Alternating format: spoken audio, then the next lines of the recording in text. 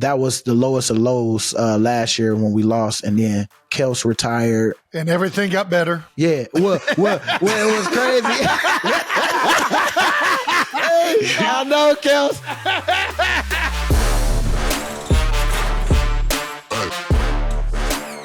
Welcome back to New Heights, ladies and gentlemen. A Wondery show produced by Wave Sports and Entertainment and brought to you by HBO's The Last of Us. Season 2 premieres Sunday, 9 p.m. on Max. How about that? Anybody been watching White Lotus? Season finale was last night, Trev. Oh my God, I think I'm two or three episodes behind. Season finale. I'm not gonna lie. Don't tell me. Okay, I will say. Don't do it. I think it's my favorite. That's tough. All the seasons of White Lotus have been great. This might be my favorite season. The last episode was electric. Electric. Love the sound of that, because every other episode's kind of been just like, waiting. I'm waiting. Well, there's a lot that happens this episode. There is a lot that happens. It might have been, I don't know that it's very good. It's very good. I don't even want to say anything negative about the show because the show's fantastic. Zip it. Well, I'm glad you're enjoying White Lotus, and I can't wait to watch it. But season 2 of The Last of Us premieres on HBO Sunday, 9 p.m. on Max. We're your hosts. I'm Travis Kelce. This is my big brother, Jason Kelce, out of Cleveland Heights, Ohio, Cincinnati Bearcat alum. Shout out to all the Bearcats down in the NFLPA golf outing that brought it home for the Cats. Oh, yeah, Sauce Gardner. That's right. Sauce, I don't know. Sauce is getting his swing right. I don't know if he was the reason why we won. He wasn't carrying it? Yeah, my guy Sauce, he brought it home, though. He brought it home. That's all that counts, man. No, the Bearcats brought it home. And make sure you guys, the 92%ers, subscribe on YouTube, Wondery Plus, wherever you get your podcasts, and follow the show on all social media pages at New Heights Show with 1S. Jason, let the people know what we have coming up. We got a great episode coming up for you guys. We got an incredible episode with Brandon Graham joining us today. Yeah. That's right. We also are going to reveal the winners of the New Heights March Madness Bracket Challenge and answer some of your no-dumb questions. All right, now. As opposed to what we normally do, we're going to get right into it. We're going right to BG. Let's get it. Philadelphia Eagles legend and icon. 5'5". Best smile I've ever been around. I mean, it's insane. You're going to see. You'll see. Our guest today is a first-round draft pick from Detroit, Michigan. He's a Walter Payton NFL Man of the Year nominee. Yes, sir. Prolific trash talker. Pro Bowler, the record holder for most games played in Philadelphia Eagles history. Damn. That's right. He is 2-time Super Bowl champion and my former teammate, 92%er. Please welcome Brandon Graham. Yeah, BG. Yeah, baby. Appreciate you coming on, dog. I appreciate y'all having me, for real. This is an honor, man. I appreciate it. Honor is all ours, BG. How you doing? How you living? You know what? I'm living good. In the facility every day, working out. Oh, I know. Getting nice, getting that rehab and figuring out next steps, for real. Nice, man. So you retort in the game in the Super Bowl. Man, you're an absolute warrior, dog, for going back out there and finding a way to make it on that field. And congrats again. I know we talked after the game, man, but I can't say enough about how fun it is to play against you, because I respect you so much, and how much trash talk you're always one of the best competitors, and you back up your shit talking. And it was always fun seeing you on the field, man. So congrats on a great career, brother. Man, thank you, man. It's definitely gonna be different, but I'm excited for what's to come, because as you know, I can figure out a way to trash talk in this era too. This day and age, yeah. Keep that time for the kids. By the way, how the kids doing? Man, you know what? Baby girl's doing good. Gymnastics is the queen for her life. Yes, and nice. And right now, baby boy is all over. He got baseball, just started opening day yesterday. That's what I'm talking. Yeah. There we go. Yeah, it's cool. And he love it. You know, he got some lacrosse. He's playing with second graders now. He's in kindergarten. But what? But he don't like lacrosse, but he is really good at it. So, but he just don't I love that I know what he do and don't like, but you never know, it changes. But to see him, even though I didn't grow up on lacrosse, seeing how it's played, the rules and stuff like that, it's kind of cool to see him do his thing. And then of course flag football is one that he liked, because he's been around football. Nice, man. Before we get to the rest of this interview with BG, as we start every show off, everybody who watches knows, all you 92%ers out there, we got to get to a little bit of that new news. BG, give us a little new news, BG. New news. There we go. He's a pro. He's a pro. You can put him anywhere, man. That's great stuff.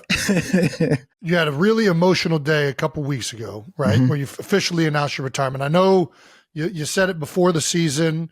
You led up to the season knowing it was going to be your last year. And I've talked about this. I mean, I feel like even midway through the year, we would talk. I'm like, man, you're still balling. How did the family react to that? How was that day? Yeah. So my wife, she used to get on me like, hey, make sure you write down little bullet points for that day when they do come, if it's this year or next year, whatever year. But just make sure you just writing down things, something that so you can remember on who's been a real big impact in your life and all this stuff. So I had notes that I was just writing. Yeah. Yeah. It helped. And man, it hit me though. Like how I hit you probably, man. It just, when I seen everybody looking back at me and I knew this was the moment where it was over, it's like, woo, been doing this a long time. And giving I'm me so chills thankful, just man. thinking about it. Oh man, it's you put all this work in for these amount of years, and man, it's like even from little league all the way up to now, it's like, man, this all I know. This every off season, it's like, man, I'm about to get ready. I gotta get my body right, get it right. And now it's more of I'm trying to get it right to look good instead of that's my new motivation. I want to look good. I want to be on the beach where I can take my shirt off, hairy and all, but looking ripped up. They don't want to see these. They don't want to see all that. That's awesome, man. Well, you killed the speech. And not only that, you killed the lead up to the speech. You had the social media. You got everybody kind of mouth watering with the Rocky Balboa statue over by the History Museum steps, or Art History Museum steps. Oh, yeah. Oh, yeah. You already know. You already know. That was so cool. That was I wanted to do something so Philly, man. That was it. That was a Philly thing where I was like, man, where can I hang my cleats up somewhere in Philly? And I was like, ooh, the statue, Rocky Steps. You know it. For sure. And man, they did it. They did it for me. The Eagles brought their team down. We met out early that morning, 8:00, and be like, hey, we got an announcement at 12. And it just worked out so good, man. And that's how I know it was the right choice. Cause of course I called Howie like, hey, I could still cancel this thing, man. What's up? Yeah. For real. Hey, well, that is something I definitely wanted to ask you because I know you said before the season it was going to be your last year, but you were playing so well. Yes. Right. And like you could still play the game. Did you second guess this at all? Like how I know before the season you said it's going to be your last, but what was it like leading up to this decision? Were there moments where you're like, man, I think I might want to give it another run, or were you like, nah, I'm done? I'm going to be totally honest with you. I wanted to give it another run because I got hurt. And I was like, man, I got a whole bunch left that I can still do. And I was really this year would have been the real last year for sure if he would have kind of granted that. But he was like, man, it's such a storybook ending. And man, that's what I said in my prayer. When I walked in, I prayed before I had went in the day before. I was like, okay, Lord, I'm you just lead me on this. And when I walked in, I was like, I'm gonna put it in his hands. If we don't come to a conclusion that we can do it again, all right, I ain't even gonna fight it. So when I walk in, he like, BG, like, what you want to do? I say, man, what you want me to do? Because you know my heart. You know my heart. You know my heart. He was like, BG, this is such a fairy tale ending, man. I can't let you, man. Like, really, you gotta go out on top. And when he said fairy tale, I was like, all right, Lord, I'm done. I didn't even fight it after that. And so I just felt like a weight was lifted off my shoulder when it happened. And I was like, okay, I don't have to fight no more. I ain't got to fight no more. Cause man, I had this chip on my shoulder for so long on like just people like what you said, man, like I'm a bust and all that stuff. I carry that every year as motivation to go out there and make sure I'm working. But my family for sure was, my biggest motivation. But that was one that I always was like, man, how we don't want to get rid of me? And you kind of play that game in your head. And that's why you train hard and you go hard and make them sacrifices that that's hard to make, like eating food and all that stuff. because you want to look good, all that. No doubt. I'll tell you what, man, 15 seasons, 218 games. Bro. You shut all those 2-time Super Bowl champions, you shut all those fucking doubters up or anybody that had anything to say, man. What made you love football? You got to tell me, you're Detroit guys, so you're from that blue collar, that tough area. What was it about Philly that year in, year out made you stick around? Because it was always, it was an up and down roller coaster for you. See, year in, year out, you've had multiple different coaches pull through. Like, what was it about the city and about this organization that really made you want to be there as an Eagle your entire career? Well, stripping that ball on Brady, man, that helped me out a lot. Because I didn't like in Philly at first, man. I'm telling you, like Philly fans was so tough, man, and it just wasn't everything I wanted it to be. But like you say, coming from Detroit, being a fighter, not knowing that, hey, this your first real adversity is like, how you going to fight back? And so I think for me, having like guys like Trent and having guys like JP in my head, like, hey, man, like if Chip Kelly wants you to play special teams, go play special teams. Be the best at it, man. Like, no sense of crying about it, because I used to be like, man, I ain't never played special teams when Coach Reid was here, and now I got to do this, play all four. And it was an opportunity. And so I even still use that story today for the guys, because, man, once I really had my mindset of, man, I'm going to do it, it turned into something that I didn't even know that it would turn into, where I'm on kickoff and them boys putting 2 or 3 on me because I'm running through the wedge, and whoever was the one that I ran through, they needed 2 people. And so, so it became that, like, you know, and man, it was all mindset with that. And then I think it took my career to another level, because I had some adversity that I went through. I conquered that by my attitude. And then look what happened, man. Now after games like, BG, man, our special teams coach was like, man, we need to go ahead to block 55 on kickoff, because he coming down running through. You know, you better get your chin strap buckled up. You know what I'm saying? Put your mouthpiece in. So I was about to say, you're an Eagle favorite for a lifetime now, man. You gave them happiness that they never experienced in their life twice. Mm-hmm. And you even threw out the first pitch of Saquon the other day. Did you practice before you went up there? Were you throwing the ball around a little bit? They didn't let us. I did one in Michigan, in Detroit. My only one I did before I actually did that one last week. And man, they didn't let us go in the dugout and throw. We just had to. And I had the trophy in my hand, and I had to throw it. So it made it even like, man, we want to get the pick for the trophy, and BG, you got to hold it. Because Saquon was like, I ain't holding it. I'm going to let you hold it. Because he was more worried about getting the ball over the plate. So I was like, all right. But I didn't. I just kept it high. There you go. And floated it in there. In there. Mm-hmm. Yeah, that's what I should have did. I decided to try and throw a heater. You see Travis's up there from the mound. No, nobody should ever see that.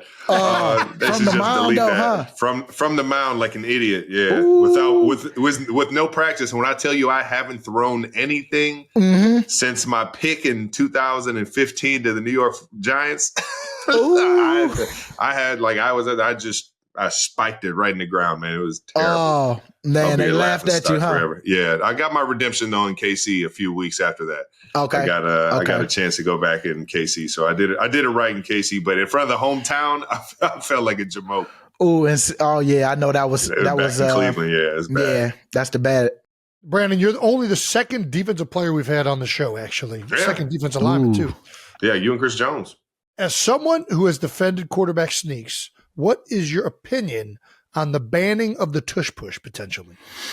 I think it's kind of, I don't want to say soft, but it is, because, man, ain't no way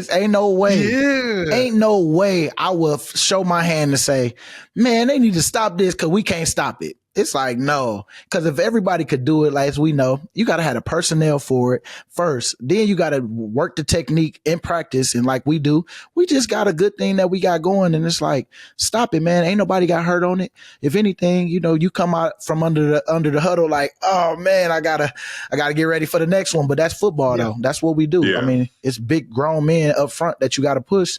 And if I'm not strong enough, it won't happen. But we got a strong O-line, and I'm sorry, it's a little soft in my opinion, but it got to get voted. And I hate that we here, on something that we created, but people don't like because they don't want to see it because they can't stop it. Let me ask you this: if you could ban one NFL offensive play outside of the tush push, what would you ban? Ooh, one play outside of the crack toss. Get that up out of there. Ooh, like I tell them boys, hit me in my face, boy. Hit me in my face. I'm flanking every day. I'm flanking. I'm sneak attacking the whole time. Oh yeah, I know. If that's the one, you just made me think about it because you the one that come right on the side. Time. It's like, boy, how you gonna get me like that? Yeah, I'm very sneaky. You got to sneak attack you, man. You are doing something about children's books in the last bit of the news. Mm-hmm. That's right. BG. This is awesome, man. The children's book, baby. Look at this. BG's ABCs. Man, this is awesome, man. Man, I can appreciate you. Check him out. Check him out. Okay, 5-5. How did you get into this, BG? You know what, man? Me being a family man, I felt like that was right up my alley, and just got to talking about it with some people, and just wanted to make sure that for me, that I went out there and just I wanted to add value to the world, as you know, and the kids is where we at. And I felt like for me, man, I just wanted to do something different, something that came up, and my wife was like, man, she was all for it. Like, yeah, this would be sweet. Something that you could do. Yes. I read to the kids every night anyway. And so I thought this would be just something that just would add more value to the season that we had, on top of the person I am, that my kids see me, every day. And I felt like this was a good opportunity for me to add some more value to my kids, and something that they can look back on and be like, man, you did that. And so that was cool. It's awesome. But for the most part, man, I think this was near and dear to my heart with the kids. And I wanted my kids to see something other than just football, of them dad doing something cool. Well, it definitely fits in line with Brandon Graham. I could see a Brandon Graham book coming a million miles away. You're a great dad. You're a great father. So I can't wait. Cannot wait. Check it out, everybody. BG's ABCs. It's going to be out May 9th, y'all. May 9th. Pre-order now on Amazon. Just type in Brandon Graham book, and it'll be popped up right there. So appreciate y'all. Hopefully it helps me with my reading, man. I'm a scrub. I can barely read this damn rundown. And you know what? It's going to get better as you get kids, man. You're going to want to just give them everything that you got. And I know for you, man, it's going to be cool. But make sure, you're ready when you're ready, because it's going to slow you down a little bit. There you go. In a good way. In a great way. No, yeah, of course. All right, that does it for a little new news, man. Let's talk the 2024 Eagles, man. You guys didn't end on a high note in 2023. So coming into this season, are the expectations always Super Bowl or bust, or is it just like, what were the expectations coming into the season in terms of in the locker room? What were you guys talking? Well, we was at the lowest I felt in a while that we've been, especially coming off a season after we lost to y'all. That was tough. That was tough when we lost in Arizona. But coming off that year, we just it was a lot of excitement coming back because we had a lot of guys from that team. But the lesson for me was when you got to replace coaches. That was pretty tough because we had Desai come in, then we got some other people that came in, and everybody. I feel when you have a certain amount of time, as you know, to get everybody on the same page and to be able to, as a D coordinator, to come in, teach his scheme, and you have to be able to pass the message from coach to player, and the players got to be able to receive it. It's just the timing of everything really didn't fit with the type of team we had and the expectations that was coming. But I felt like that was the lowest of lows last year when we lost, and then Kelce retired. And everything got better. Yeah. Well, it was crazy. I know, Kelce. I feel so bad, man. You guys got a little bigger on the offensive line. It opened up some doors, didn't it? It opened up some doors. Oh, man. But, it was a lot of expectations from this year just not repeating, from last year. And so when Vic came, I think Vic was able to hire other coaches that he had that he already was familiar with. So that worked out perfect because the DB coach, he came in, man, he already knew Vic. D-line coach, Coach Clint, knew Vic. I mean, Watts is a great coach already with us. So we've been together for a while. So we already knew how to work with him. And then, yeah, man, it's about how you working together and how you relate a message and how you teaching it. And I think Vic was real tough early on. And man, he was tough as far as like, he was like Swartz to me, which I like is I'm not your friend. I'm here to do my job. I'm here to do my job. And then if we build to that, eventually you break them in, you know? And so I felt like we was going to break them in one of these days. And man, when he came in saying some of the lingo that some of the guys say, oh man, you knew you had him. You knew you had him. You knew it because we was rubbing off on him in a good way because he was so tough, man, early on. And he just thought we sucked. You know, he just like, man, you guys last year, y'all don't work hard enough. And he said that openly, but I think as we gained his trust and his respect after as just going through everyday life with him. And by the end of the year, our goal was to get him a big smile. And that was when he held that trophy, man. And I got that picture on my phone where he got holding it That's up awesome, and smiling. Let's switch it up a little bit to the offense, though. What was it like adding Saquon from your perspective? Yeah, what was that? What were those first couple practices like with a workhorse like that? Man, when you see him hitting the hole and just know, like he ran to the zone every time. Like every time in practice, he always run to the zone. And so run to the zone. What's end that zone? mean? I'm sorry, he ran to the end zone. Gotcha. He finishes everything. Yeah, he finishes. He finished everything, and they always got somebody in for him. He finished everything in the game too. Yeah? You hand him that ball, he's going to find a way to break away. See, people don't understand when you get running backs like that know how to train for those big gains. They know they have the home run legs and the stride and the ability to separate once they get to second level. If they take that practice seriously, it just translates to the game. And I feel like almost every single game he played, we saw at least one in the second half when he had already ran for 100 yards. And it was just so impressive. And sure enough, in practice, he's taking every single run to the house.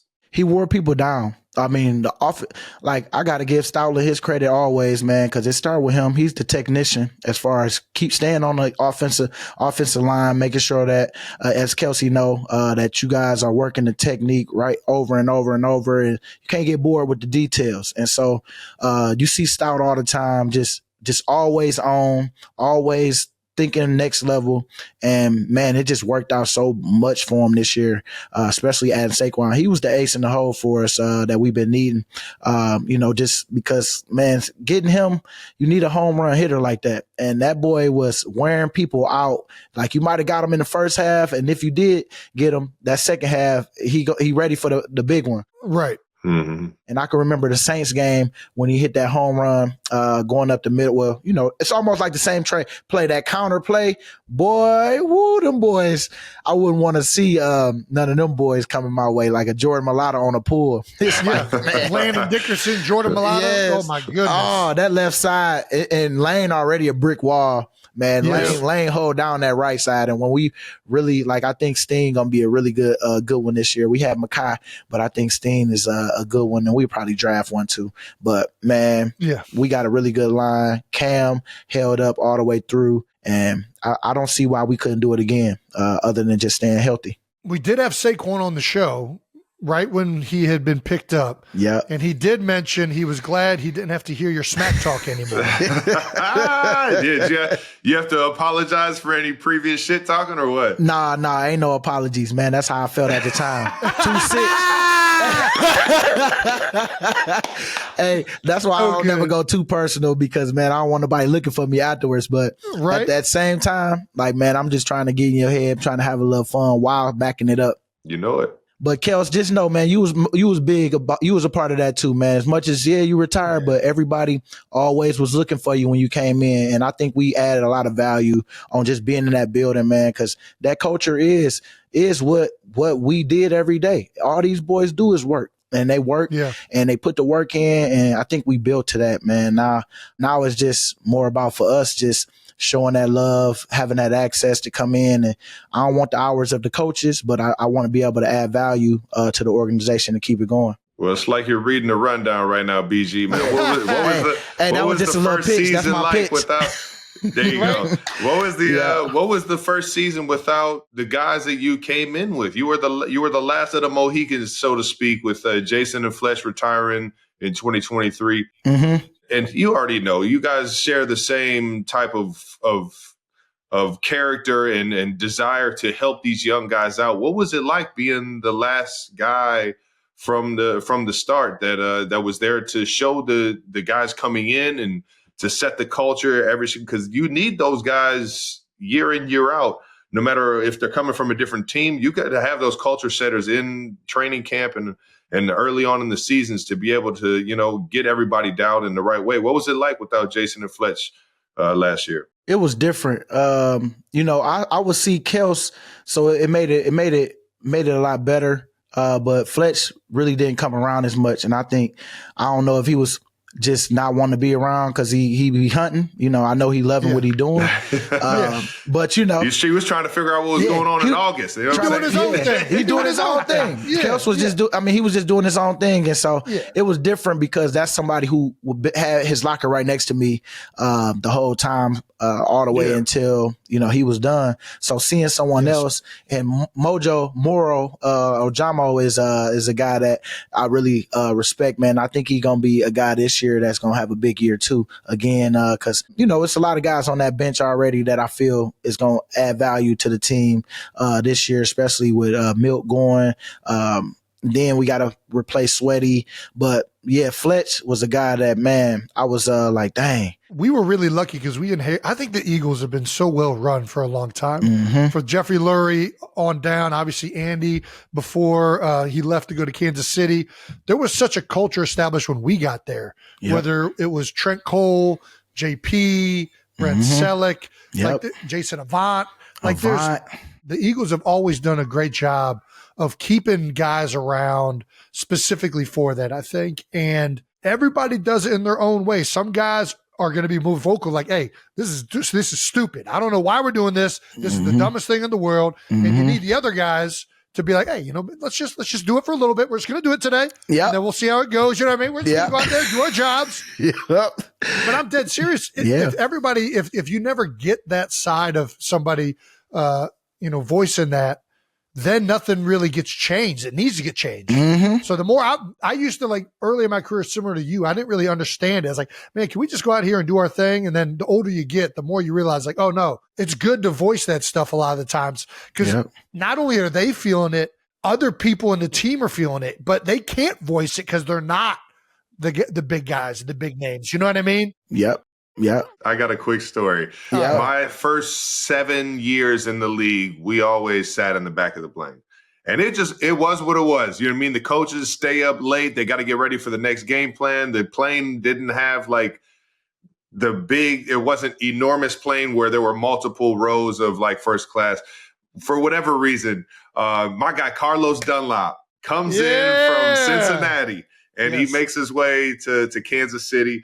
At this point in his career, I think he's like a 13 plus year vet. Oh, yeah. Proven, does things the right way, talks to people the right way, comes in and says, what are we sitting in the back of the plane for? Man, we got to say something about this. Like, I'm too old to be sitting in the back of the plane. Like, we got to go ahead. We got to make I'm like, man, listen.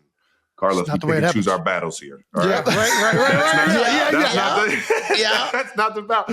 Man, the next week he made it. He talked to somebody in the organization, and the next week we were all sitting up in first class. Leaned back, like, this is pretty nice. That's nice. Tell you what, the Eagles ain't gonna be happy about hearing this because the Eagles still don't. Everybody's still in the back right there. Everybody. And who used to complain about it? Myself, Big Fletch. Big Fletch. No. But Fletch was the main one. Fletch was the main one. I got to give Fletch his credit. And he's right. It is stupid. Man. Why the heck are the players in the back of the plane? Especially when you got 300-pound, 6'7", 6'9", all these big offensive, defensive linemen, man. Let them get some. Let them get at least Let them at least get a seat they can fit in, man. How the trainers up here? What? Like, you know,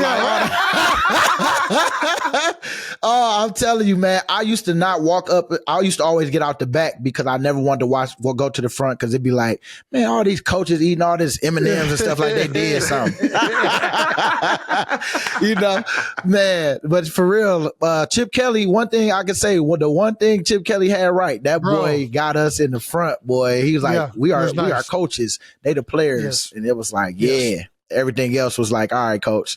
You gotta pick and choose your battles. I did want to say before we moved on, that is one thing that I really like, and I'm sure you're going to enjoy too, BG, is, you know, we had the guys that we inherited it from with Trent and JP and Avant and Sally, all those guys. Yep. Now it's really fun for me watching a guy like Jordan Mailata take another step as a leader. You know, they already got Lane Johnson in that room, but you get to see these young guys, and you already mentioned Morrow, right? Like a guy that comes to work, and you're starting to see all these guys that are now going to be replacing the backbone of the leaders in the locker room, and that's something I love seeing every single day now. I love that, man. You right, because I am going because that's my biggest question. Like, man, who gonna step up in a big way this year? I mean, I know Nolan. I already be talking with him. We always, converse because I mean, we both rehabbing our tricep, and seeing him, I know that. I'm like, man, it went from not even my room because I wanted Sweaty to feel not the pressure. I want him to be able to voice his opinion, be out there, man. It's your room, man. Like, I'm just here. Yeah, I'm the vet, but if you need me, I'm here. But we listening to you. We seeing you every day because you the starter. This your team. And now I'm Nolan. It's like, man, you the one. You the one now. When the guys come in. He stepped up too, man. He did, man. I'm proud of him. A lot of strides, man. He gave me fits in the game. It was interesting because the play in the run was always the knock. It's like, he's lighter, and how's he going to do it? And man, he would cut pulling tackles trying to kick him out. He's got heavy hands, man. He's setting the edge. Oh, he got heavy hand. And I mean, no gloves too. Like, that's the thing, man. I got much respect. Bro, put some gloves on. I ain't got no respect. Why you not wearing the gloves? Hey. Who you trying to impress? Hey. We all know your hands are going to work just as good with them gloves on. And they're going to, like, I don't know. You right. Cause I don't like this, like, oh, I'm too cool, I don't wear gloves thing. It's only an advantage. Put the goddamn gloves on, all right? Yeah. When that ball coming and that thing sticky and it's sticky, it got you. But yeah, I'm with you, Kelce. Jason's hilarious. But yeah, he raw talent. Thanks to our presenting sponsor, HBO's The Last of Us. Hey-o, HBO's biggest series, The Last of Us, returns with a new season on Max. Jason's fired up. I am. 5 years after the events of the first season, Joel and Ellie are drawn to conflict with each other in a world even more dangerous than the one they left behind. How about it? CNN calls The Last of Us exquisite, fully realized, and worthy of the hype. Based on the groundbreaking video game, the Emmy Award-winning HBO original series, The Last of Us, premieres April 13th on Max. And listen to the official The Last of Us podcast wherever you get your podcasts. Now a moment brought to you by American Express. Ooh, American Express. My favorite part of traveling is food. I love spending money on food from all over the world that doesn't have onions or mayo in it. I like all of that plus the onions and mayo. All right, now, how about that? No matter what kind of traveler you are, American Express Platinum Card offers a range of benefits designed to enhance your journey. Enjoy access to Centurion lounges at airports worldwide, and when you book fine hotels and resorts through Amex Travel, you can receive complimentary breakfast for 2 and guaranteed 4 p.m. checkout. Plus, with global dining access by Resy, you'll have the ability to secure reservations at some of the finest dining establishments around the globe when you add your Platinum Card to your Resy profile. That's the powerful backing of American Express. For full terms and to learn more, visit americanexpress.com/withAmex. All right, 92%ers, we want to hear from you. That's right. We've got a survey. Just a couple minutes of your time, please. And to say thanks for taking the survey, you'll be entered for a chance to win a custom jersey from our New Orleans house party drop. How about that? That's right. A one-of-a-kind New Heights jersey could be yours. Yeah. Just go to wondery.fm/NH survey and fill out the survey for your chance to win. How about it? All right, let's throw it back to the 2010 NFL draft.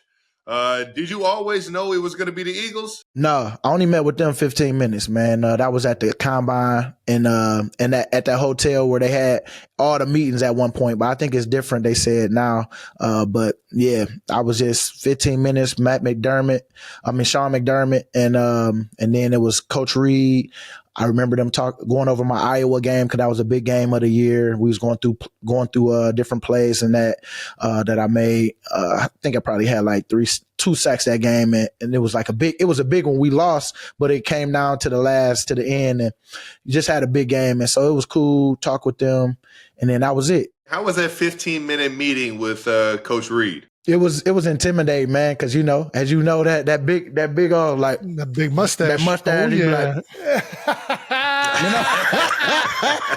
not smiling at all. Like, man, I didn't really, even when I got in the league, it was like, man, he didn't talk to us like for real unless you was just a guy that just went out and made plays. And as I continued, like by my 3rd year, he started to say little things like, great job. Like, you could see his excitement when people made plays, like how I would see it with like Shady. Like the offensive side always would get that out of him, especially on offense. But on defense, you had to really work to get that from him. But yeah, Coach Reid, he was tough, man. And I see him now with y'all, and I love that he got a ring finally, man, a couple now, but more than a couple. But you know what I mean? Like when he was here, he would always get before he had that ring. Yeah, before he got stopped at the door, went through some garbage, man, at the end of his stuff.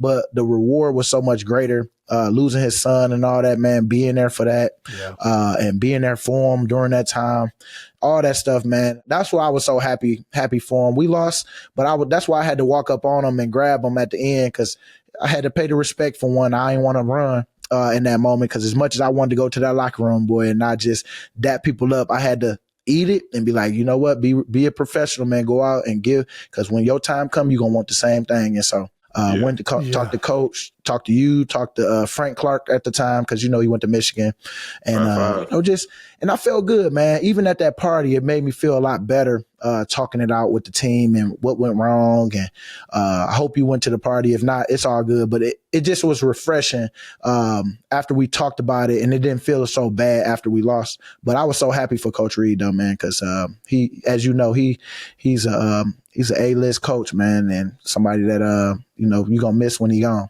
A-list human being right there. Mm-hmm. What does Andy even ask a D lineman in an interview? Can you remember? I mean, I know it was 15, 16 years ago, but what did he ask much, or was it mostly McDermott and the D-line coaches and all that? It was mostly McDermott talking. Coach Reid just probably was just sitting back, just kind of watching. And then when I remember when I left, like he just was talking, like low, how he talked. He wasn't it wasn't no excitement. It was all serious at the time. For me, man, me coming in, I was like, "What up, coach? Hey, y'all, hey," that, all that. But it wasn't as many smiles as much as it was smiles on draft day when they drafted me. They was just asking me about, my stuff that I think weed was more of the topic at one point in college, just talk about the smoking and all that stuff. But I didn't really have no off the field stuff in college. It was, I think I had one disorderly conduct for my speakers in my car, stuff like that. I think that's what that's nothing. Just being disruptive. Like it was one of them I had to answer to. If I'm a coach, I like that. Yeah. All right, he's disruptive. Yeah, I know. I want my defensive end to be disruptive. Yeah. So, we talked about that. And then we talked about that's it. I'm just being honest. If somebody comes to me and I got 2 defensive ends, they were in the exact same speeds, same times, and the only other information they give me is like one of them never really talks and is super quiet, and the other one is super disruptive. I'm like, I'm taking the disruptive one. Give me the disruptive, disorderly conduct. Give me that one. Give me that one. He got some aggression, boy. He ready. Yeah, right. Yeah. Got a fire in his belly. I like it. Oh man, you were already in the Eagles uniform. But what was your first impression of when Jason Kelce got on the team? First impression? Can you remember your first time being like, who the fuck is this guy? It was the entire season. Well, you know what? That hair. It's that hair. The hair at the time. He had the long hair. had the long hair. He wasn't as he had it flowing out the helmet. He had the cape on. He had the cape on, and then we had who we have? We had Mud, huh? Mud at that time. Howard Mudd. Yeah, Howard Mudd. Legend. Danny Watkins. Yep, Danny Watkins. The fire truck. Man. The firemen with the Danny fire truck. definitely was not at he was there more than he was playing football for real. I got much respect for Danny though. He used seriously. He used it, man. He used it.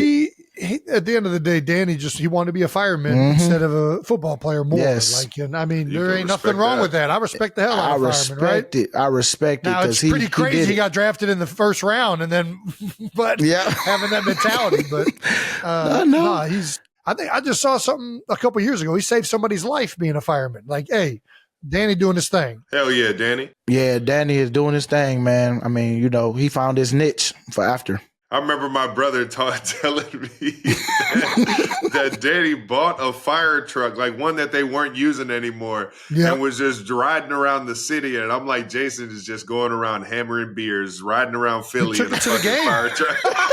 He took it to the game. I'm like, man, people probably got out the way, huh? I'm in college still. I'm like, what the fuck kind of life is this guy living out there in Philadelphia, man? We took it to the game. It might have been the game I tore my ACL. I don't even remember, but we took it to the game. One of them, I'm in there with an axe with a big old mustache or something like that. I can't remember.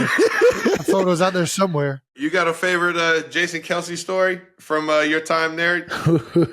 We all know about the trash cans and the helmets being thrown during practices and stuff. Come on, you got any good stuff outside of those? You know what? If I had to think about, you know what? Some of his speeches, man, was great, especially like during COVID years when we was inside the bubble, man. Like, I just felt like your speeches always hit home because of, just the realness of them, man. And, I just always respect just how, like, you guys on here, y'all be vulnerable and crying and all that stuff. Like me, I grew up, my mom used to be on me about crying. And so, man, I used to be so tough. Even it felt so good crying when I had did my speech because, man, it's just been a while. You know what I'm saying? You always try to be too tough. And it's like, man, I love that you guys, wear that emotion on your sleeve, man. Cause I mean, we need more of that as men, getting that stuff out. And so I've gotten a lot better with that. And I always admire that you can, do that. And so, man, I felt for me, just even with the speeches, we always listen because we knew that you just not a bullshitter, man. Like, you might laugh and have fun and all this stuff here and there, but it's more of like, when you do get opening up and doing some stuff, man, it's always cool because you can tell that it means something to you. So that's what, just telling you my inspiration, your inspiration on how you inspired, just me on just like, man, how you can know your emotions, like, what I'm saying, and be okay with that. Mm-hmm. That's real, man. Well, every single time I was trying not to. I was trying not to cry, but I couldn't help it. But that's the thing about it. Just comes out of you. It's in the blood. But I can respect it. I got to say, my biggest BG memory, I mean, there's a lot of them, but the one I really think about is the trash talking before the Giants game. I still think about that. All year, Big Dexter Lawrence had been beating the crap out of centers, and I'm getting ready to go. I got to be on my game right now. There's a big game for us, first playoff game of 2022. Yep. This dude has been killing people. I had already played him a couple times, so I'd already used a lot of my tricks. So I'm like, man, I don't know if I'm going to be able to trick him this time. I don't know if I'm going to be able to trick him this time. I got to trick him into being tricked. Yeah. I got to outplay the trick. I got to go. He's going to think I'm doing this. I'm going to go over here and do that. And BG is just talking so much shit to this dude. And I see Dexter up there, and he's like, yeah, oh, yeah. He's getting madder and madder. I'm like, God damn it, BG's making my job so much harder. No, he's just making the job easier because now he's going to be aggressive. And that's how you really trick somebody. Oh, yeah. You get him real aggressive, and then you can start pulling the chair and get them off their body. It was all good. It ended up being perfect. It was a great game for us. So everybody was playing good. BG, we gotta talk more about the trash talking, man. We've shouted out your trash talking so much on this show. Everyone in the league always put you up there in the top of the list in terms of being able to dish it and back it up. When did you start trash? Has it always been a part of your game? Has this just always been how you enjoy playing the game? Or did you like at some point say something to somebody and found out, oh, I could change the way they play and the way they react to what's going on? I think me being trash talked, especially in Detroit, because people used to come for me because being a linebacker, I play linebacker, and then when you start making a name for yourself, everybody want to come for you, and gun for you. And so people used to talk stuff to me. Yeah. Because I used to be a person that used to lead by example by how I do and not really talk about it. But then people started saying, man, I want to hear you, man. Like, you leader of our team, and and I used to be nervous on like talking. I mean, I've grown to this where I talk a lot now, but it's like at first it used to be just me doing my job, and then when I get going, I can feel my juice. Yeah, what you say? You know what I'm saying? Like all the stuff you talk to me. Yeah, what you say? I don't hear you talking now. That type of stuff. But as I got to the league, it became more animated, more fun. Always try not to cuss because I felt like that's when the refs stole the flag. I try to have something a little funny, but at the same time, I'm serious. Man, I just knew we would go out there it'd be like hot as hell training camp. We're all tired of being out there. Does this happen in practice or what? Oh, bro, it never stops. Yeah. We're going out there. We're going out there for like 2-minute drill or whatever, and BJ's like, "Yeah, fat boy, you know what's coming. Yeah. You know what's coming, fat boy." I'd be like, man, what kind of hard count was that? What is that? Right? Hey, like Kelce do his little. I'll be like, man, you ain't fooling nobody with that. Oh man, we had some fun, boy. I'm definitely one thing about it, man. I'm gonna miss that time, them practices, especially because practices got a lot easier, man. Because in the beginning, it used to be tough, man. Coach Reid, oh my goodness, training camp, long drive drill, trying to get a little long drive drill in. Oh, you get me fired up. You about to get ready for that? We got to see who tough on our team. First weekend when we get them pads, Coach Reid, boy, when we was up in Lehigh, he wanted to see who was going to quit and who was going to be the people that, was going to be the people that we was going to take for the team. And man, we used to do 9-on-7. Right. Yeah. Team run. Then you got, like you say, long drive drill in the end of practice. And it's like, boy, is you crazy? He hasn't changed it one bit. It's still that exact. We always start off with team, one quick blitz, and then we're straight into 9-on-7. 9-on-7, boy. I love it, man, because you really do see some stuff. Yeah, you might wear it down a little bit, but it ain't 2-a-days like how we was. Just imagine 2-a-days like how where we doing that one practice that you talking about, but then we got to do it again, and it ain't no mercy. It wasn't like he'd be like, okay, they had a rough one in the beginning. Let's get it. It's just like, no, next man up. Everybody had a rough one in the beginning. You're about to have another one right here. Let me ask you this. Is there an art form to trash talking? You do a little background. Little background? Yeah, you do like a little what? Background. Like knowing, like I follow the page, I follow your page, see what you got up, see what you into. Talk about some get you all I do, like, where I learned it from. I learned it from a little bit of like, just other players on, just like, man, look at their Instagram. You could tell exactly what kind of stuff they into. Talk with them, like, what I'm saying, kind of. And so I started doing that later on in my career. Sure. When social media, just became more accessible, like how it is now, where you can really just look on somebody's page, you can kind of tell. Find anything you want. You can find anything. And so I started doing that more, but I didn't go like personal. Some stuff was just, like I told you, I didn't want nobody coming looking for me after the game. But like a guy like Donald Penn. Oh, yeah. Like, yeah, I used to talk my stuff to him, especially like during that time where like that, like spicy chicken sandwich stuff popped up. It made me think about him because I remember he used to get in trouble the Popeyes, like, and I was like, yeah, man, we about to whoop y'all because I know you done had about a couple of them. You know what I'm saying? That type of stuff. Because I knew that he was a guy that they had in his contract where if he made sure he stayed under a weight, he can get an incentive on that. So when I found that out, oh man, I started messing around. That's hilarious. Stuff like that. You know what I'm saying?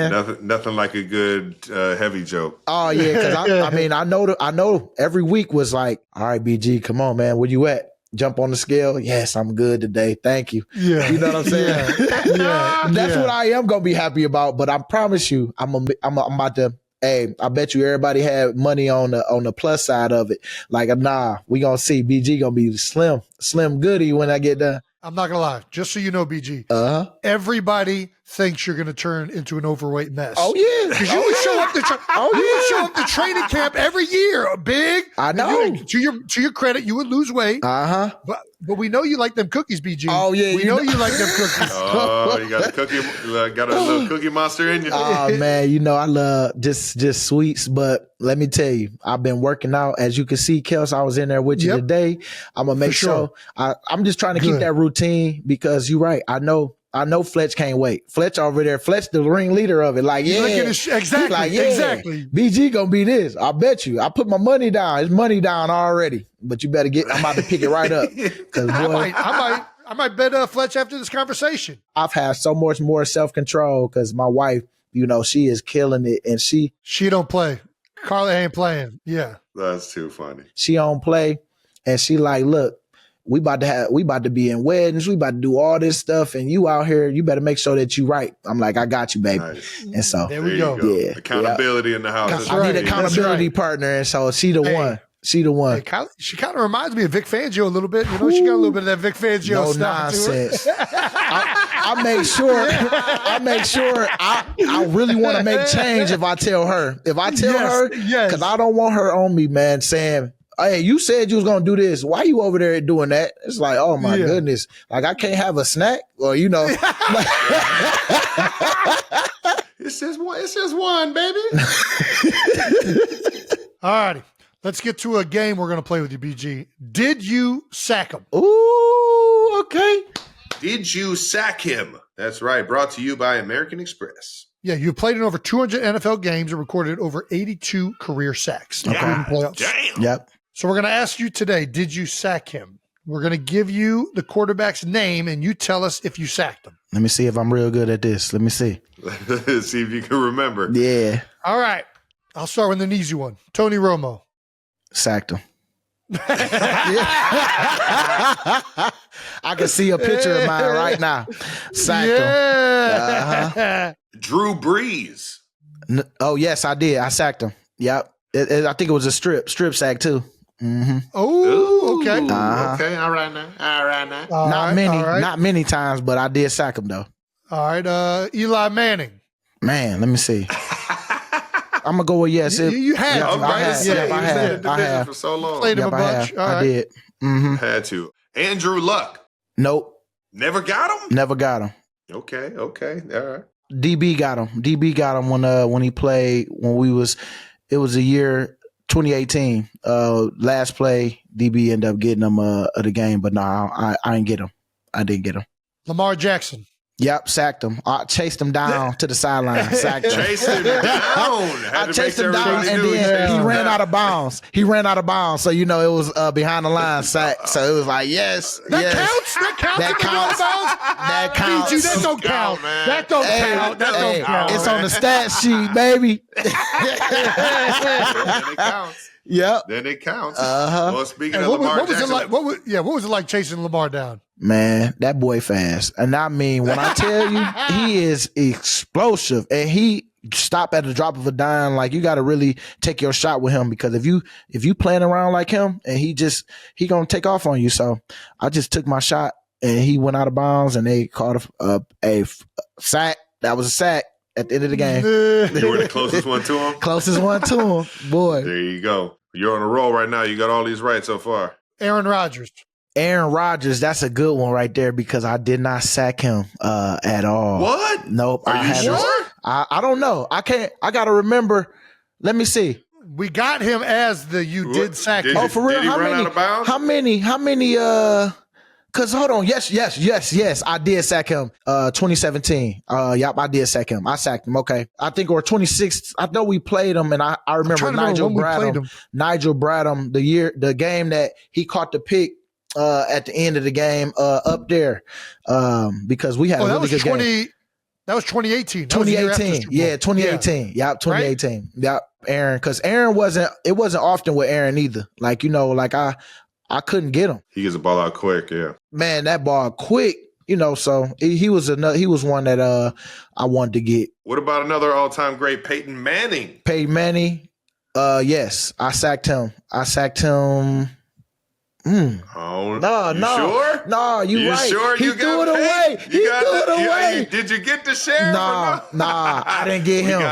I didn't get him. We got you as no, you didn't sack him. Nah, I That's didn't too get funny, him. man. I didn't get him. The sheriff had to have had some fun trash talking you back, man. He was one that I would talk to, but he just would look at me like, you know, be like, yeah, you know what I'm saying? Like, even like his brother was the same way. Eli, you know, Eli just kind of like, you know, do this and just kind of look and go back to the huddle. But you know who used to talk stuff back to me? Philip Rivers. Philip Rivers. Oh, I was about to say Rivers. I've heard he's already up there. He was one boy that just hit you on your butt. Yeah, how about that? You know, I hit you with a like. I just remember him first down, hit me on my butt first down. Like, how about that one? You know that, and it was like, oh, okay, you hitting me, you touching me, okay, bet. Too funny. Oh, that Packers game is 2019. My bad, 2019. Oh, 2019. Okay. Is there a quarterback you never sacked but wish you did? Let me go through this list real quick. Who didn't touch that I wanted to? I mean, of course, it would have been cool to get a picture with Vic, you know, sacking him, but I got practice of pictures and stuff like that. But it's so different, you know, when you in action. Yeah. So Vic would have been one if he would have still been in Atlanta playing down there. But I would, you know, just to say I got a sack on Vic, and then I got one on Dak. I love getting sacks on the Cowboys quarterbacks, especially at their place. At their place, it ain't nothing like getting a win in Jerry's world, boy. Because Jerry has said one time that y'all drafted him high. Like, he ain't, you know, he said something, and I had it in my locker. I wish I'm gonna get the words if I can find that article, and it just talked about me going high. I would have had him near if it was my pick or whatever. And so I was like, okay. And so I always me being with the Eagles, and yeah, I noted that, and that's why I kind of started building that not even, I wouldn't say hatred, but you know, that rivalry with the Cowboys. That excitement to play. Excitement to play, you know, with them. Mm-hmm. Who's the hardest QB you've ever had to like a chance to like tackle? Who's the hardest QB to bring down? Cam. Big Cam Newton. Or Ben Roethlisberger. Yep. Ben Roethlisberger. Yeah, Ben Roethlisberger. Ben was slippery. Yes, he was a slippery he was big slippery. Dude. Yeah, I got to say Ben. He was a slippery big guy, man. Mm-hmm. That's too funny. Cam is he's a juggernaut, man. The guy, he could have played any position on the field, let alone how great he was at QB, man. Getting that dude down. I remember watching one of the first games of this. It might not even been the first game of the season, but when he was playing for Auburn and how he was running around, I was like, I'm like, man, is this stiff arms and all that stuff, man? It was just like running through, over, around everybody. His extension on just like, you know, his whole body. I ain't want to, you know, say something, be like people say pause, but you know, his length, I would say. He's big dude, man. Big dude. And Ben was slippery. So if I had to say my sacks against Ben, I never took him down. It was more like the end of the whistle just blowing because you got him. You know, that type of sack. Trying to wrap him up. Yep. Mm-hmm. Too funny, man. Yeah. And that was Did You Sack Him? Brought to you by American Express. Pretty good, pretty nice. You were all right. You got a little shaky there, but you did good. You did good. You nailed it. Nah, he was a little. I was a little like, I couldn't remember. He didn't. Aaron Rodgers. He finally came around to it. Peyton Manning too. Peyton Manning. Yeah. I thought I got him. It was good though. That was pretty good. It's hard when you got 82 of those things. Oh man, it's hard. I want to definitely get all of them on the USB so I can go back to it and watch them. I'm gonna get Pat Dolan to do that for me. Make me a USB. I'm sure Pat's gonna be happy about that one. He'll be excited about it. I'll give him a shout out. I'm gonna give him a shout out. Let him know when he do it. Tell everybody, yeah, Pat did this for me. Gotta love it, man. Thank you to our partner, Allstate. Yeah, some people just know they can save hundreds on car insurance by checking Allstate first. Ooh, like you know how to check the parking meter first before leaving your car there? Like you know how to check your calendar first before making plans? Yeah, like you know to check your alarm is set first before going to bed. Like you know to check if the oven is on first before putting food in it. Checking first is smart, so check Allstate first for a quote that could save you hundreds. You're in good hands with Allstate. Savings vary, subject to terms, conditions, and availability. Allstate Fire and Casualty Insurance Company in Phillies, Northbrook, Illinois. This show is sponsored by Liquid IV. Ooh, this stuff makes staying hydrated super easy. And it's all thanks to their fancy LIV, Hydra Science Technology. Visit liquidiv.com and stay fueled for a long day with sugar-free hydration. Featuring the new Raspberry Lemonade Hydration Multiplier. Get 20% off your first order with code NEWHEIGHTS at checkout. Whether you're grinding through long work days, crushing it at the gym, or spending hours under the hot sun, Liquid IV's got your back. We've got your classics like acai berry and lemon lime. Those are always solid choices. But get this, they even have pina colada. Break the mold and own your ritual. Just one stick and 16 ounces of water hydrates better than water alone. How about that? Ready up for a long day with extraordinary hydration from Liquid IV. Get 20% off your first order of Liquid IV when you go to liquidiv.com and use code NEWHEIGHTS at checkout. That's 20% off your first order with new code NEWHEIGHTS at liquidiv.com. We got to our final section called We Gotta Ask. We're going to ask you a bunch of rapid fire questions. Okay. You don't have to answer them. You can tell us to fuck off, but we are going to ask them. Yeah. Now that Lane is alone of the core four that we've been nicknamed, I guess, who does he miss most out of me, you, and Fletcher Cox? I gotta say Kelce, because Kelce in his room and he know you. Right. He know you on a deeper, because being in the room is so different, man. Like it makes it different. It really makes it different. Getting cussed out by your coach and how you respond to it is everything. Well, then how about this? Who does he miss the least? If I had to say, he gonna miss. Ooh, that's a good one right there. Yeah. So I'm gonna go with my boy Fletch because he mad at the world right now. Fletch mad at the world because that Super Bowl, man. I told his butt to come on back. I thought he was, though. I thought he was going to come back. Who are you telling, Jason? I'm not mad at nothing. I'm happy. I don't want to play in that game. I was done playing football. I know. I'm at this point now where I'm with you. I'm with you, Kels. Like, I'm getting to that point of like, man, it's over. It's over. It's cool. Like, you know what I'm saying? Like, it just I had my time. I had my time. And you know, the next thing is I got a week to get my locker cleaned up. Like, that's what Greg just gave me, a week before I'm moving in to the next. It's because OTAs are starting and they need that locker. Yeah, they need that locker. So it was sad today when I heard it. He told me like, hey man, I'm giving you that week notice. I know you already been cleaning it out, but I'm gonna need it. I'm gonna ask Howie, you know, if it's if I can extend you a little bit, but if not, you know, you just got a week. And I'm like, all right, bet. You know, and it kind of hit me like, dang, boy, I've been here 15. Damn. You know, now it's like, but I'm happy though. I'm so happy that it's over. The stresses of it is over. But yeah, go ahead. Keep the questions coming.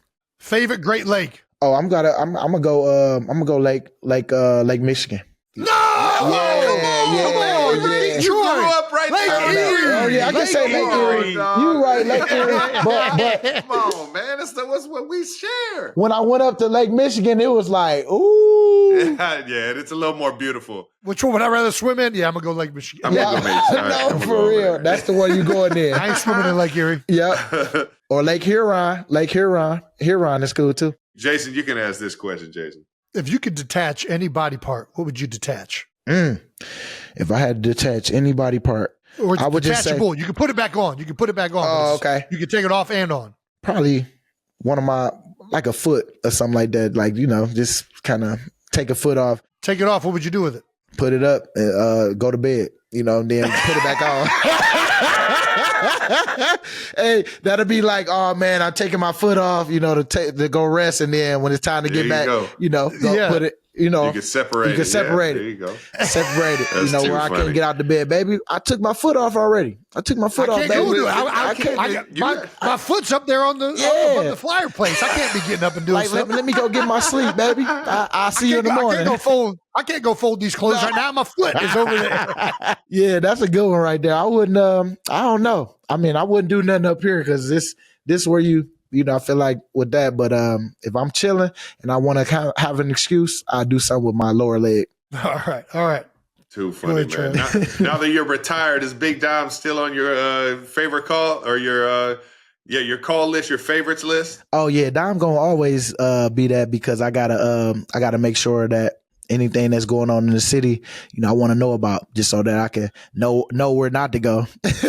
Yeah. Because Philly, in the beginning of my career, some certain places that I just go eat, or just like, I just wanted certain cheesesteaks. I'd be like, hey, Dom, is this cool to be over here? You say, yeah, you all right during the day. Just don't be over there hanging around. Say, all right, bet. I'm going to go get some food over there real quick. I'm going to be in and out. I'm going to be in and out. Boom. So, yeah, Dom was always a good, he always going to be on the favorites. You got to talk about your time at Ann Arbor, man. I was actually at one of your spring ball practices as a recruit. That's crazy. And when I tell you that there was no chance I was ever getting a scholarship to go to Michigan to play quarterback, I was actually in the QB room while guys like Chad Henne, Ryan Mallett were going over spring ball practices. And, man, it felt like every single play was double post to Mario Manningham. It was crazy. I was just sitting there listening to the lingo. It was crazy being on those practices, man. The prestige and the history at Michigan, you could feel it as soon as you walked on campus. Yep. Yeah. And was that like a huge part of you going to Michigan? I did love the traditions, and I love the saying of those who stay will be champions. And it's like, you start here in the back. The rookies were freshmen start in the back. And if you make it down to the front, you usually by the time you got there, you usually be a champion. And I didn't get that, but I love that slogan. I didn't get that. But I made it all 4 years. But I had Rich Rod for 2 years, and I had Coach Lloyd Carr for 2 years. Yes. My first two with him, and then Rich Rod came in. But my only two that I really felt like I could have got there as a champion was Coach Carr, because my first year we was number 2, Ohio State number 1, and I think we lost to them. Then we went to the Rose Bowl, lost to John David Booty. That was the quarterback. Yeah. And we ended up losing both last 2 games. The one in the championship to get us a ring, and then we lost in the Rose Bowl. But that was a good experience my first year. Then the second year we went 10-2. We didn't have a chance because they got the playoffs now, but we would have been in the playoffs that year, and that would have been cool to kind of go through this type of style that they had now. But those was the only chance I had. But those who stay will be champions. That tradition that Michigan brought just from some of the guys that's been there. My dad was a big Michigan fan, so we used to go every weekend. Every Saturday he'd cut my hair, and then we'd watch the game. Then I'd go back home to my mom, stuff like that. So when they came calling, it was a no-brainer. After my junior year, I committed right away and was just happy to have that. And then all these other teams started coming out of nowhere. That's cool, man. Could the average person rush for a yard in the NFL? The average American weighs 199.8 pounds and is 5'9". Well, let me tell you this. If they can take the hit, which I think they can't, fumble. I mean, they can get one. They can get one. But you gotta, hey, you have a dang on Fred Warner come get you and take your head off. Then it's like, oh, okay, you're going to rethink it. Yeah, you can get a yard, but can you hold on to that ball when you get hit? Right. That's it. A good point. We haven't heard that one yet. Yeah. Aaron Donald has said that Jason is the lineman he hated playing against the most. Who's the least favorite lineman that you've ever lined up against? Teron Smith, man. That was a guy that even at this level, it was like, what I didn't like sometimes is he liked to swipe your hand down, like, that swipe down when you bull, because I like to bull rush and catch him with the bull. And he used to swipe my hands down. I would fall to the ground. I used to call him all kind of names and be like, man, that's soft. That's soft. You out here, but he was a guy that I respect, man, because he always switched it up. When I did get 2 against him one game, it was so cool because, man, he was tearing me up in the beginning in his prime a little bit. And I'm just giving him some credit because we had some battles. But for the most part, that was a guy that I always was like, oh, man, I got to get ready. You got to get ready. Yeah, got to get ready. He was a great player. I respect that one. Mm-hmm. What was your welcome to the NFL moment? Ooh, let me tell you, I know this one was coming, boy. That boy, what's his name? Daniels, D tackle that was at the Packers. What's his name? Why can't I think his first name? D line. I know. Exactly You know what I'm talking about. But we was on. Remember what I was telling you on kickoff? I became to create a name. I created a name for myself, and we was playing the Packers. And that year it was Mike Daniels. Mike Daniels. Yeah, Mike Daniels. He was on the wedge, and so these kids will never know what the wedge is. These guys will never. They will never know what it was like. Never know.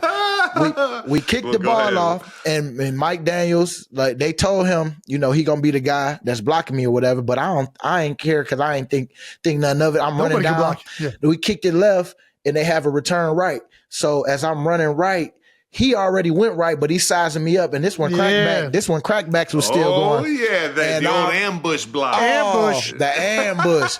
Boy, I turn. I'm looking at the back as I'm going this way. All I remember is just looking up. Because that boy that hit me that hard where my feet in the air. I'm going to get that clip, boy. Because I got to find this clip. Oh, we got to get that clip, man. Because on kickoff return, it was back in 2013, 2014, one of them years where Chip Kelly, where I was playing special teams and we was playing the Packers. This one they had Eddie Lacy too, because he was another one, man, that gave me a headache when I used to hit him when he was good. They do, you know, man. During that time when that boy was like moving. But man, Mike Daniels gave me that welcome to the NFL moment where it was like, yeah, that boy right there. I don't never like the next kickoff. I was down there looking like, where he at? Exactly. Put your head on a swivel. On a swivel this time. That was the first time I turned down a hit where I was like, man, I don't want to get hit like that no more. So that was that moment. There we go, Mike Diesel. Man, so that was that moment. Should blindside blocks be illegal, or should you still be allowed to do those? I can't. It like for me, I would always love it because that used to be my game too. I used to catch some people in college. I mean, high school, college. Yeah. You know, it's a great one when somebody ran their mouth and you catch them. Oh man, sit your little butt down. But now that we can't do it, and then somebody try to catch you like that, I try to talk stuff about them. But for the most part, that was what I did too. So I would have to say I would love for it to be back in the game because it brought like one of them, like them highlights for real. I just don't get. They say like it's a defenseless player. Mm-hmm. What happened to have your head on a swivel? Yeah. What are you talking about? You got to defend yourself. I don't get this at all. That's the whole point of the league. It's like, man, like when you out there on that field, you better keep your head on a swivel because people was out there gunning while the play is going. You got to keep your head on a swivel. So exactly. Yeah, man, I would love for it to be back, but you know, we in this player safety league right now. So, hey, we got to do it. It's evolving. Hopefully it gets back to it, man. I got one more question for you. Which is your favorite Super Bowl? Oh, 2017. 2017. Easy. Oh, okay. Because first one? Because of that play against Brady, man, like I told you, it changed my life. It changed my You signed that picture a bunch of it, huh? Man. I still don't understand it because everybody still be coming to these appearances and I'll be like, man, how did I not meet this person? I feel like I'd have met everybody in the world, but because it's like, man, that picture right there, man, it's nothing like it.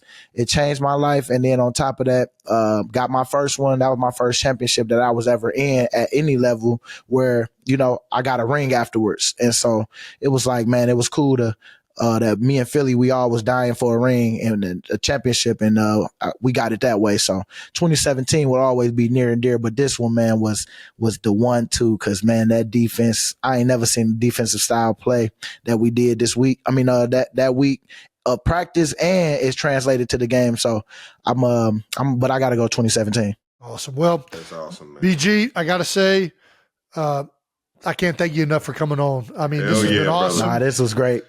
Thank you for the stories, man. That shit was amazing. This was good, man. I love watching y'all boys. I'm sure I'll see you up at NovaCare. I better see you there because I'm going to make a bet with Fletch about this weight loss thing. Let's go.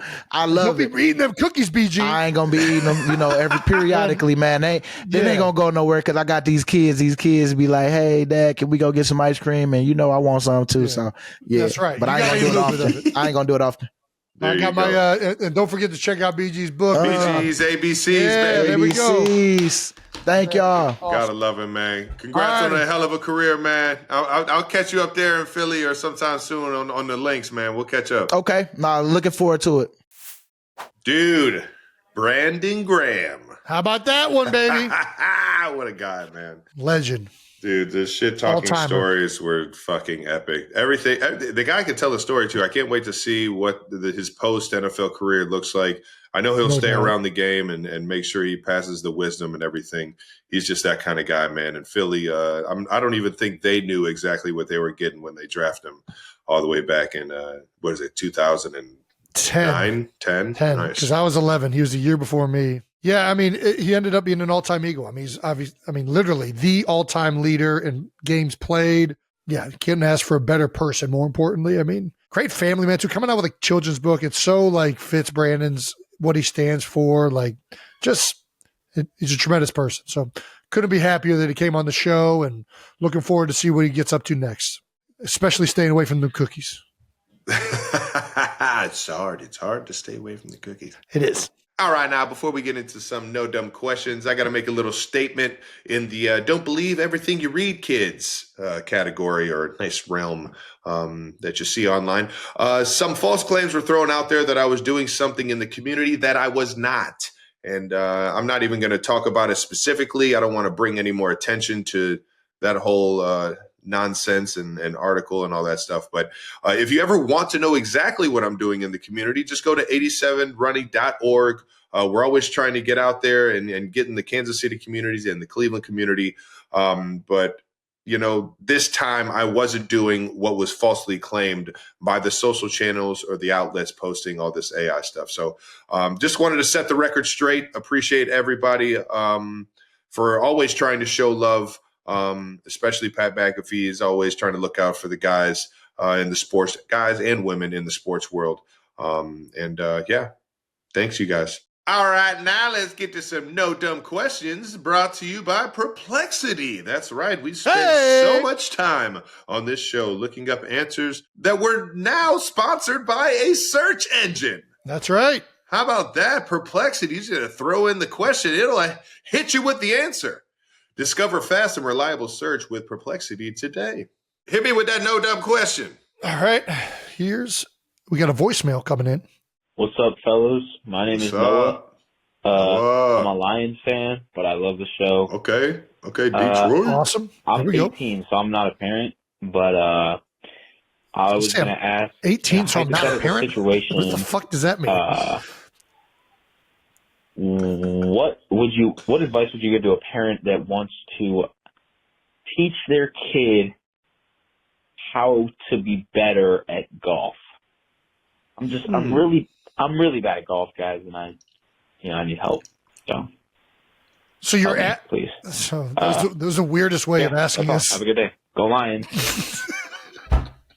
Such a weird way to ask us to help him with his golf game. What did the water boy ask Mr. Insano? Hey, I'm Noah. I'm 18, so I'm not a parent. And I was like, the fuck, where are we going with this? He just wants to let everybody know he's the child in this. He wants advice to tell his parents on what to do to make him a better golfer, it sounds like. From two football players. Well, I mean, consider myself an average golfer. Well, I would say first thing is probably the thing that you've already considered, and that's get lessons. Nah, you're right. The rule of 10,000, bud, just pick up a stick and go hit that fucking thing, man. That legitimately is. My number one thing is just play a bunch of golf. Dude, just go out there.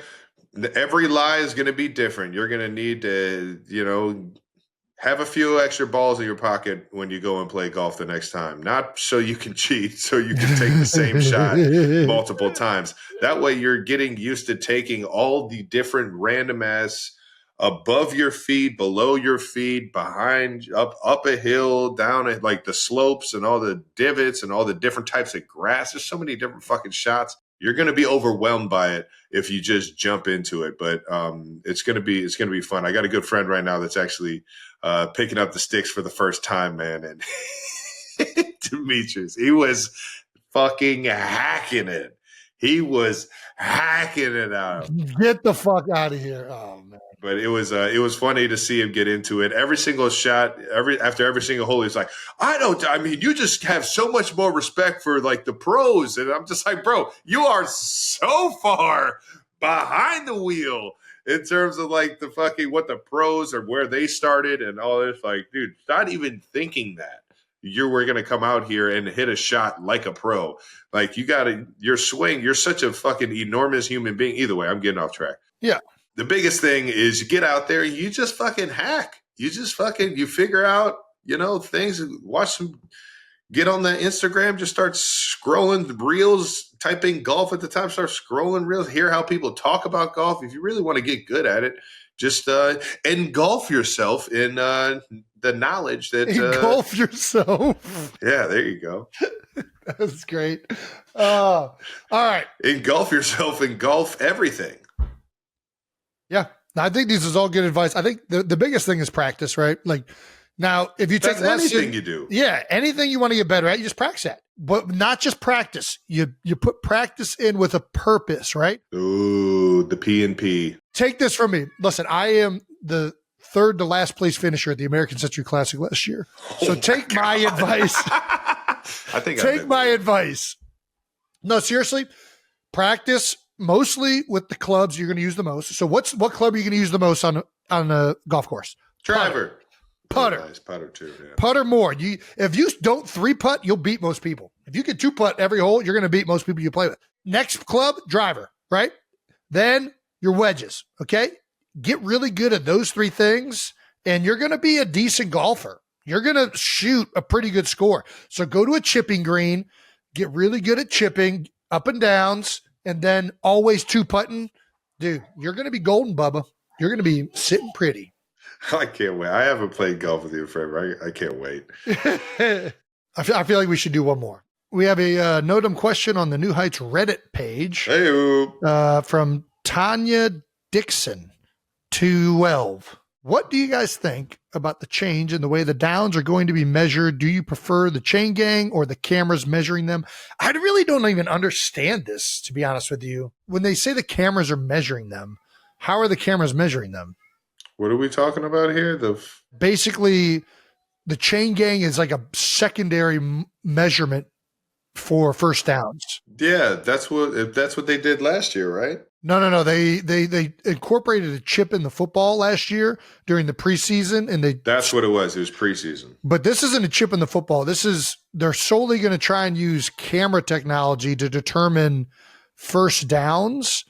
But I don't really understand how that's different than when, like, because obviously everybody's lumping to the conclusion against the Bills game, right? Against you guys, where it looked like Josh Allen was ahead of the first down mark. All I'm saying is, I don't think it looked like it. I think you could only assume that where the ball was in his arm, that it may have gotten, but you couldn't tell exactly. Well, there's a lot of people that think you could tell.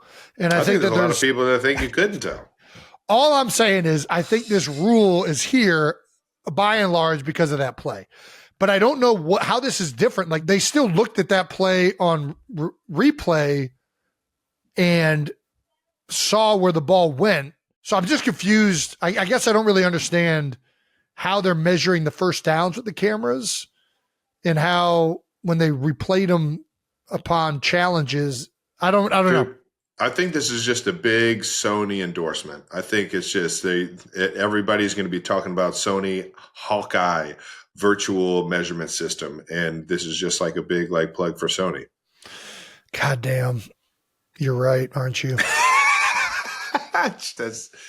Why else would they fucking give it a Sony Hawkeye? It's not a conspiracy. You're 1,000% right. I mean, it's not even a joke. This is how conspiracies work, ladies. No, it's not a conspiracy because there's no fucking chance it would be called the Sony Hawkeye Virtual Measuring System. Like, it just is. The only reason that is a thing is because Sony paid out the ass to have this as a fucking thing in the NFL.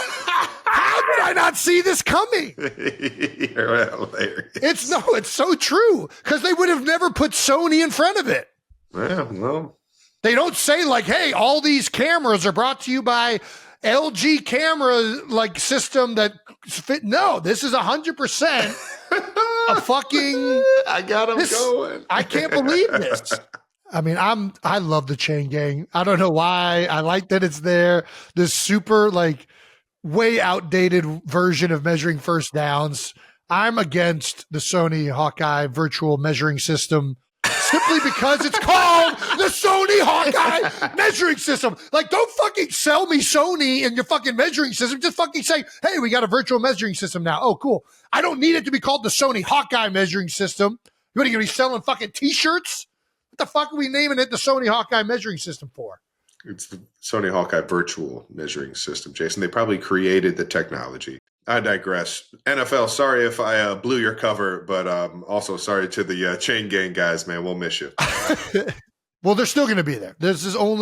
Chain Gang is there as like a secondary option. I do want to know what this technology is because I'm still confused. Like, what does the Hawkeye measuring system, virtual measuring system do exactly? Probably see through people. It's virtual, so it's like we can like turn people into video games. It's X perplexity. The system uses multiple high-performance cameras, up to 10 positions strategically around the playing arena. These cameras capture the ball's movement in 3 different angles, from different angles. Triangulation. It's a good word to use if you want to sell some shit to somebody. Sounds like something that they used in like every 90s or 80s movie, like action movie. We triangulated his coordinates to over it. Triangulation. The captured video feeds are processed using triangulation principles. What the fuck? It's fucking gibberish. They're killing it right now. To create a 3D representation of the ball's trajectory, data analysis, the system tracks the ball's position frame by frame, calculates its path, and predicts its future trajectory based on predefined models of the play area and game rules. Predefined models of the playing area and game rules. Hawkeye generates graphical representations of the ball's movement, which can be displayed in real time for referees and players. So I don't know what Hawkeye is doing that you can't just see by looking at the camera. It's turning it virtual, Jason. It's turning it into a video game so that they can determine where the ball actually is, aka they can see through people's bodies. Go up to tennis. Go up to tennis. So in tennis, they can see when the ball hits the line and whether it's in or out. So obviously we've all seen that technology used, and it works phenomenally. It's a great technology for tennis.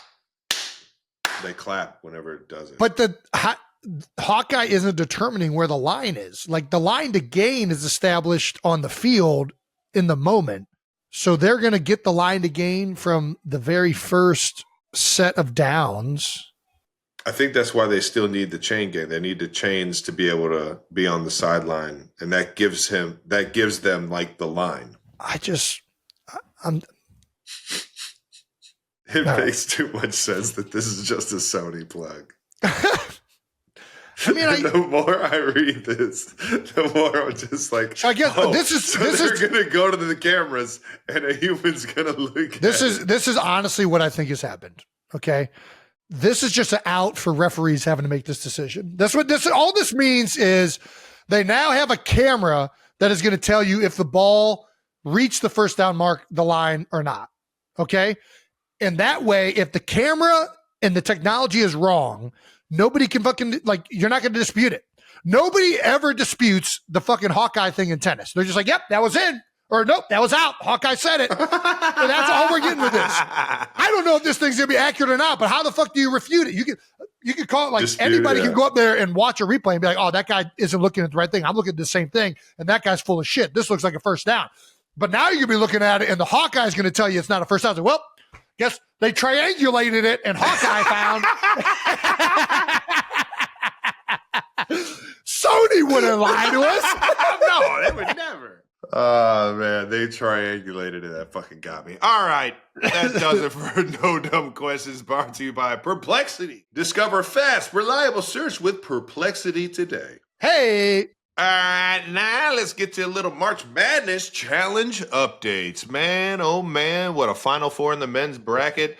And what a very interesting women's bracket it ended up being. Now that it's over and UConn ran away with it. Yeah, it wasn't even close. Yeah, I know South Carolina had an unbelievable season. It's not fun losing the championship game like that. I can share a couple similar feelings with them on that. But the women's bracket, congrats to our winner, Matt Oliver. who won via tiebreaker by 5 points. That's right. Well done, Matt. Shout out to Matt. Yeah, men's bracket. We're still recording this before the final. So it's going to be one of 2 winners. If Florida wins, congrats to Robert Unger. And if Houston wins, congrats to Dakota Black. How about it, huh? Dakota Black. Sounds like a character in a movie. It does sound like it. That wraps up another episode of New Heights. Thank you, Brandon Graham, for joining us. Make sure you're subscribed on YouTube to the New Heights channel and follow New Heights on the Wondery app or wherever you get your podcasts. You can listen to new episodes of New Heights early and ad-free right now by joining Wondery Plus in the Wondery app on Apple Podcasts. Once again, New Heights, a Wondery show produced by Wave Sports and Entertainment and brought to you by HBO's The Last of Us. That's right. Follow the show on all social media at New Heights Show with 1S and follow along for all the fun clips that we have from this week's episode. Thank you to our production and crew for putting those clips together and making us look way better than what we are. And to the 92%ers, we love you guys. We'll see you guys next week.